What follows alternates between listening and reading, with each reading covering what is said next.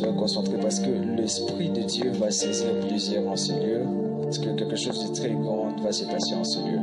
Il y a quelque chose qui m'intéresse beaucoup. C'est que lorsque je lis l'histoire de paralytique, la Bible dit le paralytique était devant la piscine de Bethesda. Il y a quelque chose qui s'est passé en Israël. C'est que il y avait une piscine qui avait la capacité de guérir toute personne qui était malade à ce temps-là.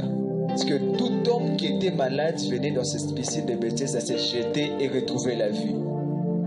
Alors, tout homme qui était malade, qui n'arrivait pas à avoir la guérison, lorsqu'il se jetait dans cette piscine de Bethesda, il recevait la vie. Cela veut dire toutes sortes de maladies, incurables ou pas, mais lorsque tu es seulement malade, tu te jettes dans cette piscine de Bethesda, tu auras la vie. Pourquoi il y avait la guérison dans cette piscine? Parce qu'il y avait un ange qui descendait dans cette piscine. La première personne qui va descendre dans cette piscine, c'est celle qui va recevoir la guérison. C'est-à-dire, nous sommes par exemple 100 personnes.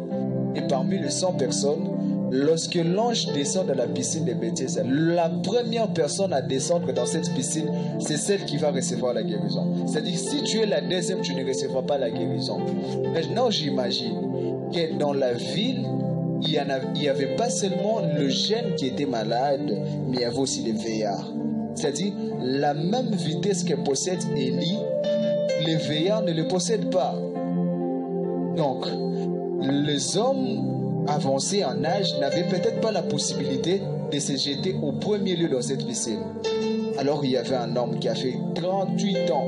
La Bible n'a jamais dit que cet homme a 38 ans. Mais il a fait 38 ans dans la piscine de Bethesda sans avoir la guérison. J'imagine à quelle année, à quel âge il s'est rendu dans cette piscine et à quel âge il est tombé malade. Mais la Bible parle de 38 ans. Vous allez comprendre une chose, c'est que cette chose va vous bénir. Pour cet homme, il pensait, il croyait parce qu'il voyait que la guérison venait de la piscine de Bethesda où l'ange descendait. Il avait 38 ans. 38 ans dans la souffrance. Personne n'était là pour le jeter dans l'eau. Il y avait des hommes qui, leur famille supportait, C'est-à-dire, Alliance est tombé malade et veut se rendre dans la piscine de Bethesda. Mais tellement que Alliance n'est pas fort en ce moment-là, Maureen et les autres viennent me soutenir. Il dit, bon voilà, lorsque l'ange va descendre, nous allons prendre Alliance et les jeter dans l'eau. L'homme qui n'avait personne pour les jeter dans l'eau devait utiliser ses propres forces pour se rendre où? Dans la piscine de Bethesda. Donc c'est-à-dire, si tu n'as personne pour te jeter, utilise tes propres forces pour te jeter dans l'eau. Il y a des gens qui sont malades, mais ils n'ont pas la possibilité d'aller à l'hôpital parce qu'ils n'ont personne pour leur donner de l'argent.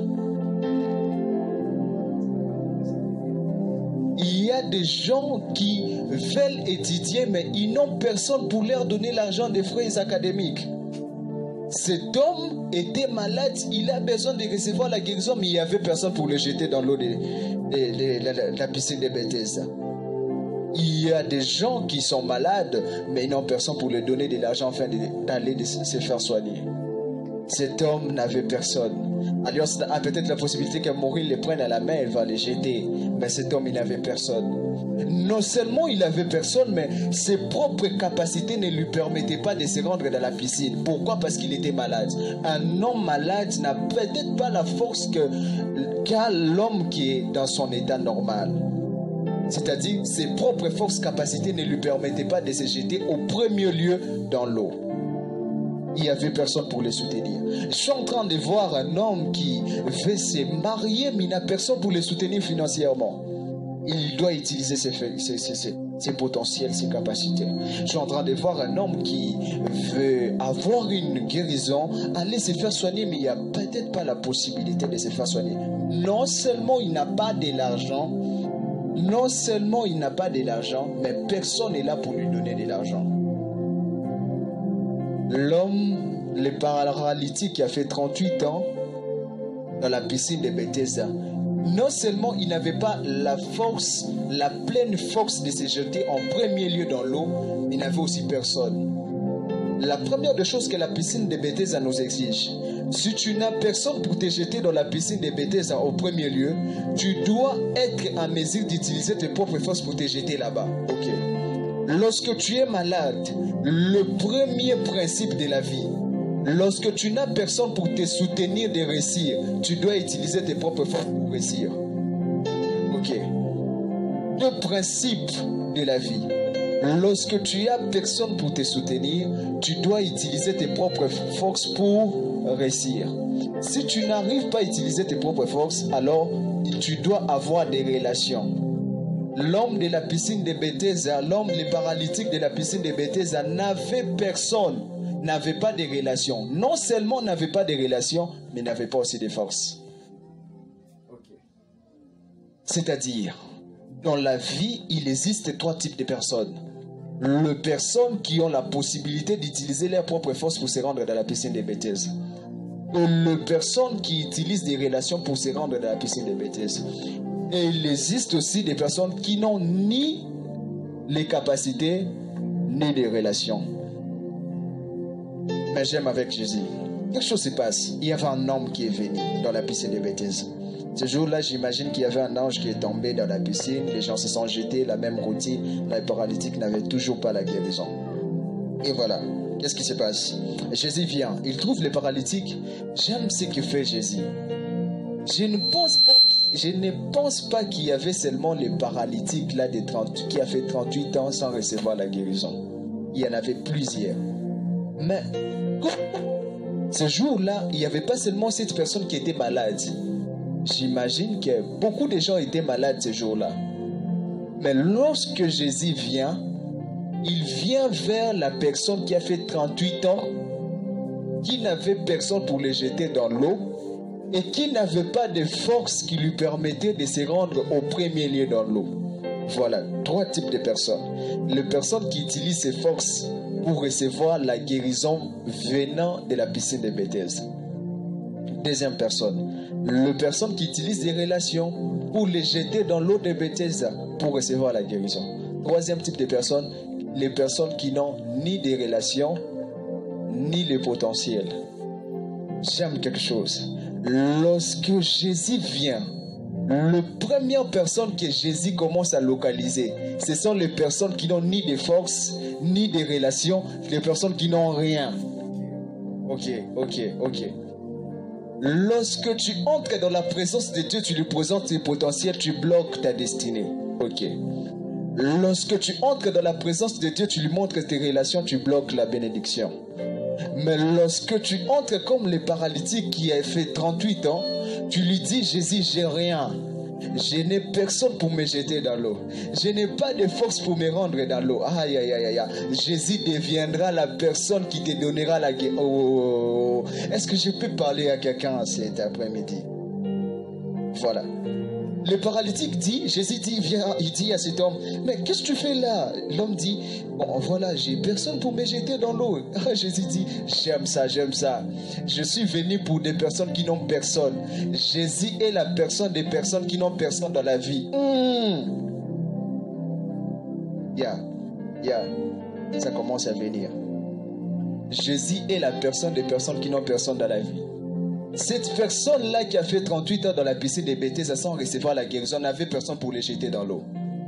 Et sa force ne lui permettait pas de se jeter dans la piscine. Pourquoi? Parce qu'il était déjà faible, parce qu'il était malade. Voilà.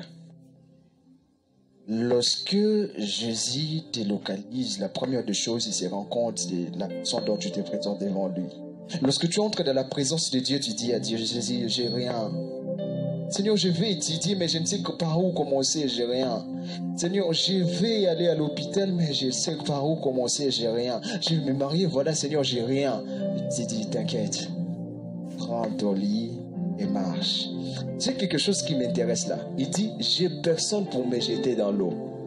En d'autres termes, il n'a même pas de force pour se jeter aussi lui-même dans l'eau. Apparemment, cette personne n'a rien. Mais j'aime la réponse que Dieu donne à Gédéon.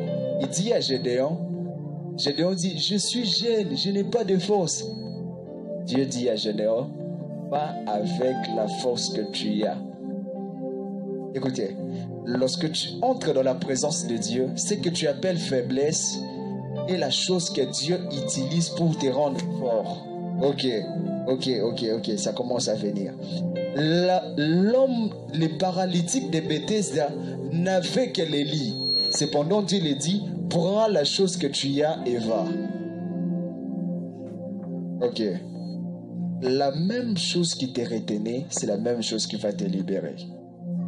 Dis avec moi, amen. La présence de Dieu peut changer la donne.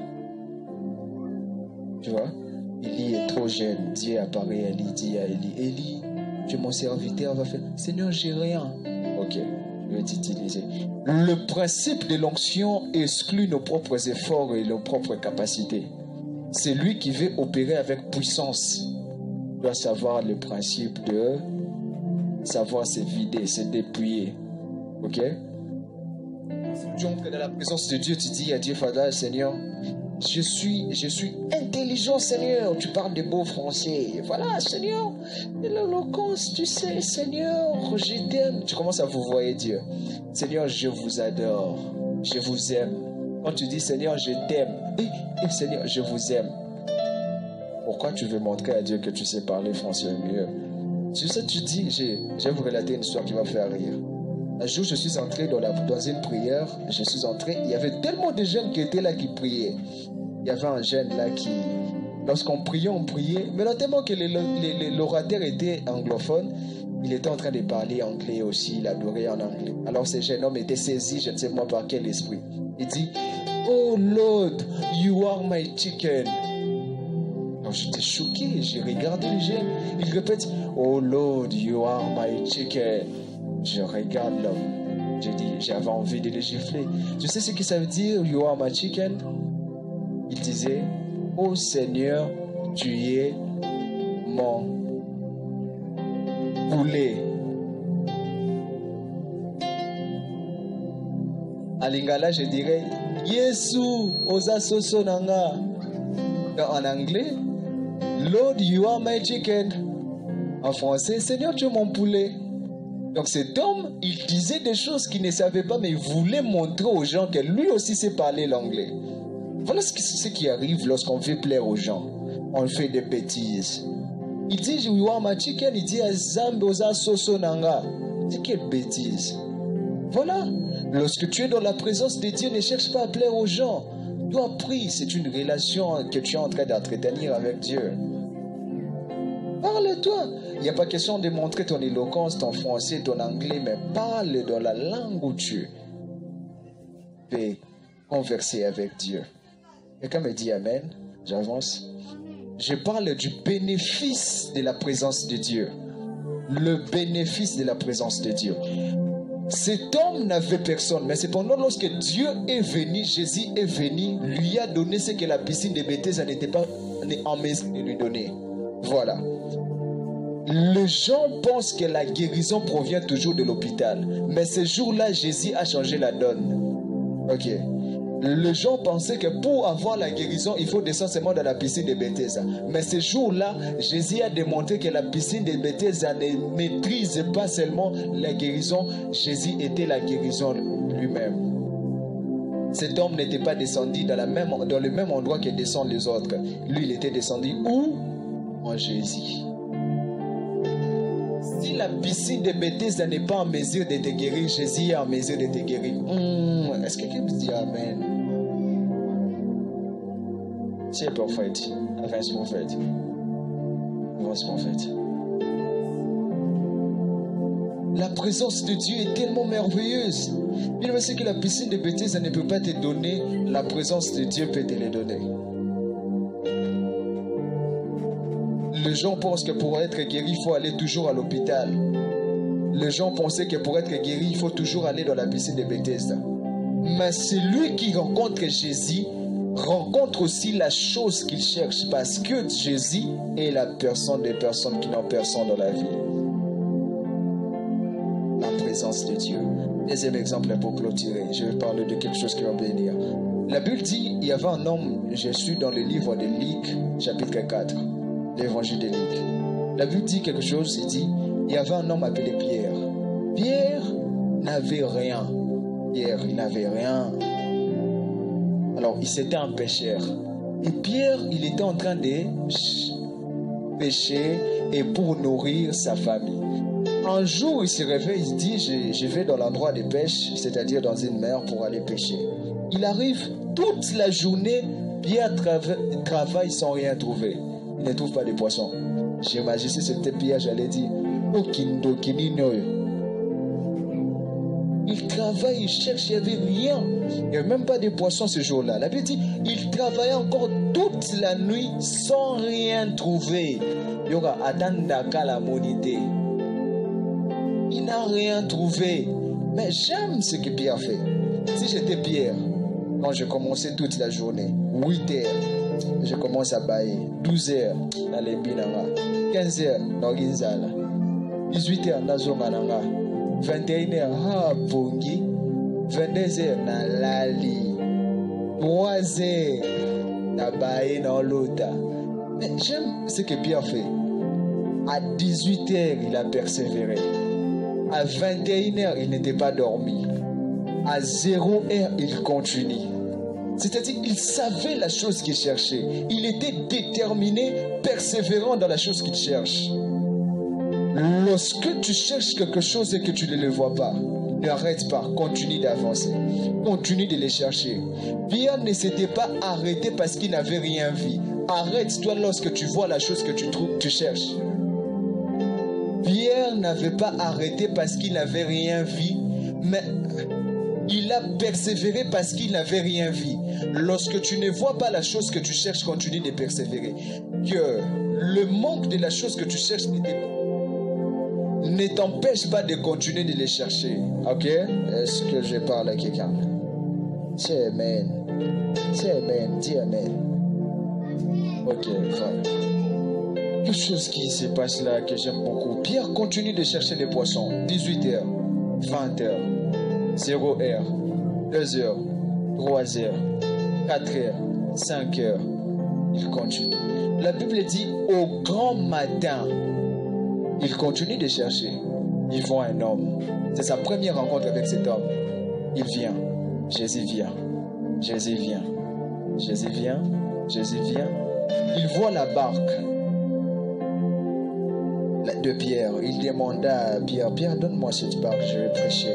Pierre donne la barque. Voilà ce qui arrive lorsque Dieu te demande le temps.